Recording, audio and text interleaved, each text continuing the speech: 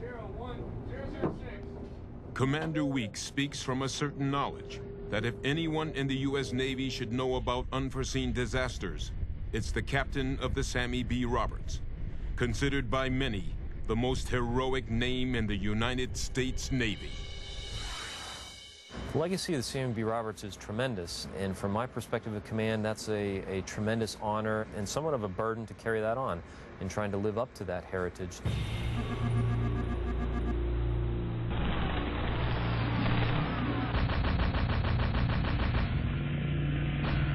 The history and heritage of the Sammy B started during World War II with a 21-year-old naval reservist from San Francisco, Samuel Booker Roberts, Jr. During the invasion of Guadalcanal in August 1942, Roberts served as coxswain, commanding a Higgins boat ferrying men and material onto the beachhead.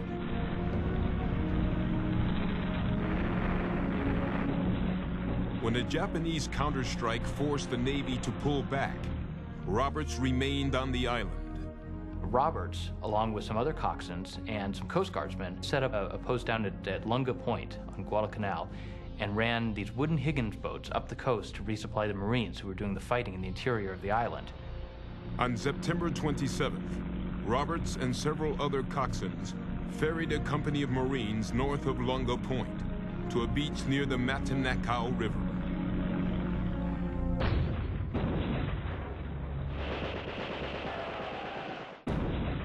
They dropped the Marines off.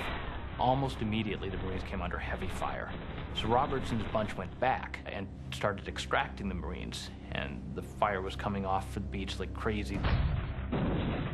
The heavy fire threatened the rescue, so Roberts voluntarily drove his boat directly in front of the Japanese, drawing their attention. The distraction enabled the other boat crews to evacuate the Marines. But then, as Roberts withdrew, enemy machine gun fire raked his boat and mortally wounded the young coxswain in the neck. His valor in the action was such that the Navy awarded him a Navy Cross, one of the highest decorations the Navy bestows. A year later, they gave him an even rarer honor. They named a ship after him. On April 28, 1944, in Houston, Texas, the U.S. Navy commissioned DE413, a Butler-class destroyer escort, the Samuel B. Roberts. Her initial complement included 222 sailors, including the captain, Lieutenant Commander Robert W. Copeland.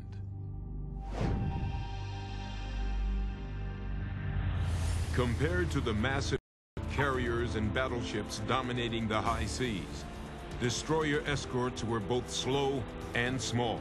This, along with a thin hull, helped inspire their nickname, Tin Cans. When you compare a destroyer escort to a heavy cruiser, it's like comparing a little rowboat to a big cabin cruiser. But destroyer escorts weren't built to fight other surface ships. Their role in a fleet was as an outside screen protecting carriers against enemy planes, and especially submarines. They had all the latest sound gear. They had depth charges. And they had what they called a hedgehog, which was a rocket-type weapon. After her shakedown cruise, the Roberts set sail for the Western Pacific, where she joined the largest invasion fleet ever assembled. There must have been 1,000 ships there, all kinds of ships, aircraft carriers, battleships, everything. This was the 7th Fleet, and it was headed for Leyte Island in the Philippines. The Sammy B was assigned to Taffy 3, a small task force consisting of 6 small carriers, 3 destroyers, and 4 destroyer escorts.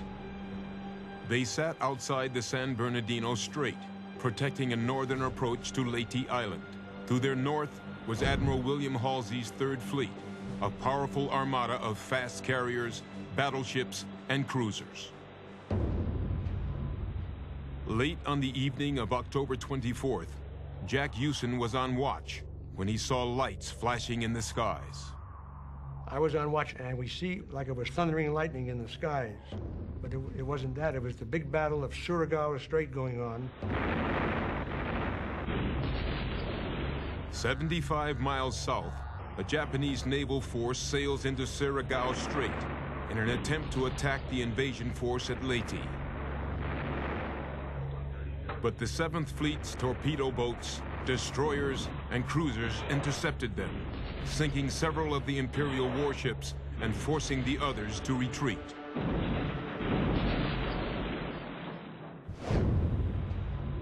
The next morning, Japanese ships appear on the horizon.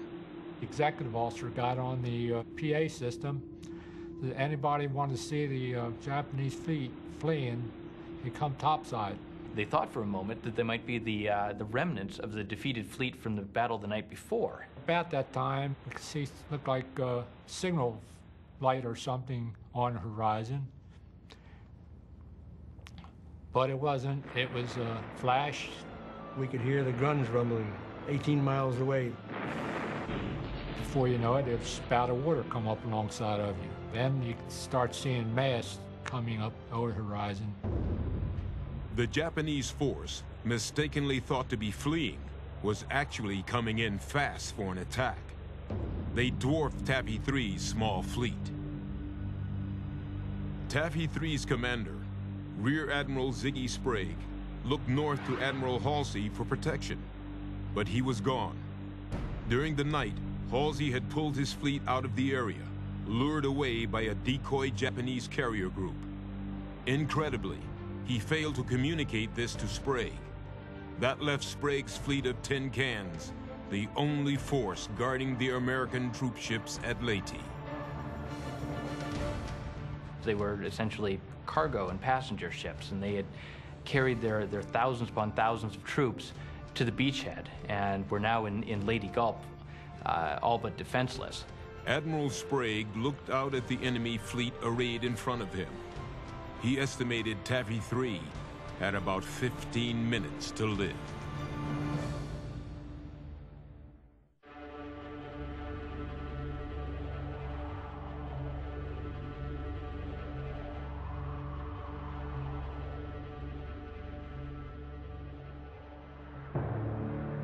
At 8:15 a.m. on the morning of October 25, 1944, Commander Robert Copeland and the crew of the USS Samuel B. Roberts were at General Quarters.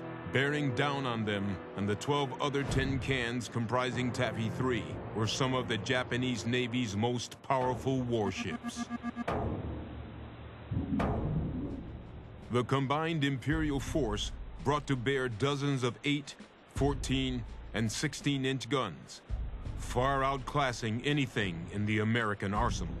The biggest gun we had in our group was 5-inch guns. It would be like a grade school playing football against the Chicago Bears. Taffy 3's commander, Rear Admiral Ziggy Sprague, immediately ordered his ships to lay a smokescreen and to steam away as fast as possible. He also alerted his carrier commanders to get every plane up in the air and on the attack. Some of them had half tanks gas, no bullets, no bombs. They took off to get off the carrier, to make dummy runs on them and just try to do some damage to the Japanese coming at us.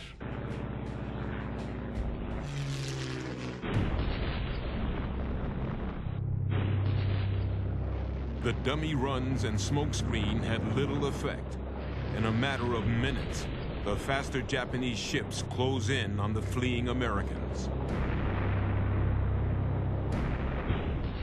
Eventually, the Japanese gunners began dialing in their shots, and so once they found their range, Sprague realized that the jig was up, and he conceived a very audacious but last-ditch effort. He would send the small boys after the oncoming fleet and continue to run south with his carriers. Then the skipper got on the PA system, and he told us what was going on. He said, "You don't know if any of us will come out of this alive, but we'll do as much damage as we can." Their 5-inch guns really had no prayer of penetrating the Japanese armor, but they went right at these Japanese battleships and Japanese cruisers. Meantime, shells are coming right at us, splashing all around the place. When the Sammy B got within 4,000 yards of the Japanese cruiser Chokai, Commander Copeland ordered a spread of torpedoes. Several long minutes later, the torpedoes slammed their target. One of our torpedoes blew off the stern of that cruiser, and we all were young enough, kids enough, we were cheering like it was a baseball game, you know, where we didn't realize, boy, this is real. Elsewhere, Taffy 3's other 10 cans attacked with everything and anything they could muster.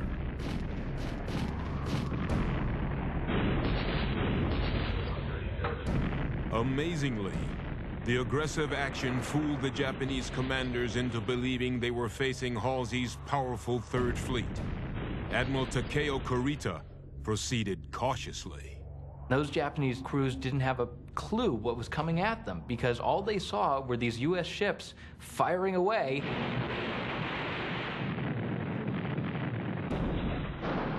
But it really freaked them out. As the battle raged into its second hour, the tin cans had inflicted severe damage to several Japanese warships, but they too suffered. Several of the American destroyers sat on fire, dead in the water.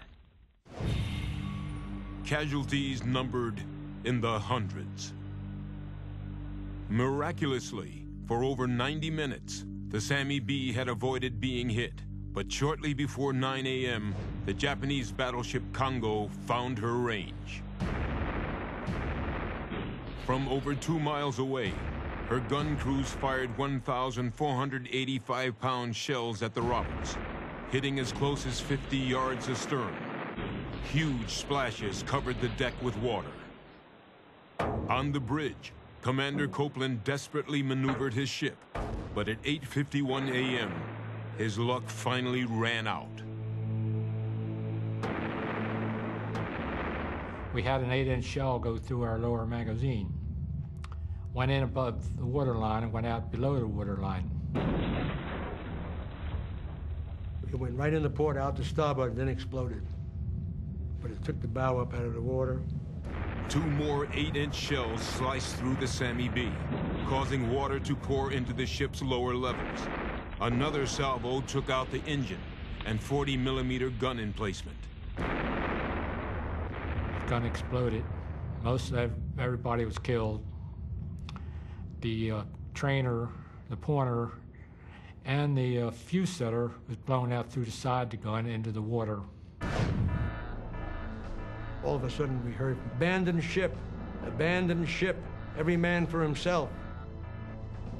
I looked at a couple of my young shipmates and I said, what does he mean by every man for himself? We had 3 rafts go into the water. A lot of the guys come down the cargo net, some of them jump.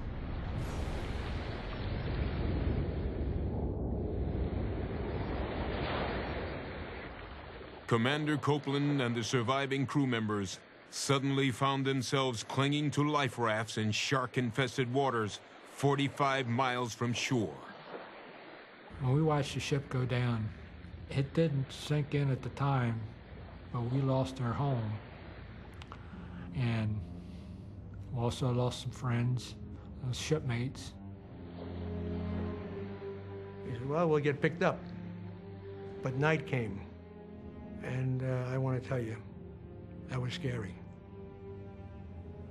We had no food, no water, no medicines. We had a lot of guys who were banged up. Pretty bad. No rescue efforts came the next day. Several men made a desperate effort to swim for shore and were never seen again. Others, too weak to survive, floated down into the sea. We were in the water up to here all the time. And I was dozing. All of a sudden, I felt something hit my leg, under the water. I sort of woke up, and I looked down, and there was a tiger shark smacking me on my leg. And I said, oh, God, oh, God, get him away from me. Oh, God. I looked down, and he was gone. About 20 seconds later, something like that, There was a yelp, about 2 or 3 guys down from me, took both his legs off. On the morning of the second day, an American landing craft finally reached the survivors.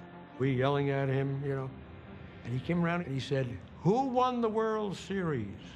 And we yelled out, "St. Louis Cardinals." And you could hear his engines, the bells ringing, full stop. And that's how we got saved. It was only after being rescued that Commander Copeland and the rest of the Roberts crew found out what had happened during the battle. 4 of Taffy 3's ships were sunk. 850 sailors and airmen died, including 90 from the Samuel B. Roberts. However, after 2 hours, the Japanese commander, having overestimated the opposing force, ordered his ships to withdraw. In perhaps the most one-sided engagement in naval history, the underdog American tin cans had carried the day. Commander Copeland, in his after-action battle report, he wrote that his men had performed superbly. In fact, he wrote, "There can be no higher honor than to have commanded a crew of such men."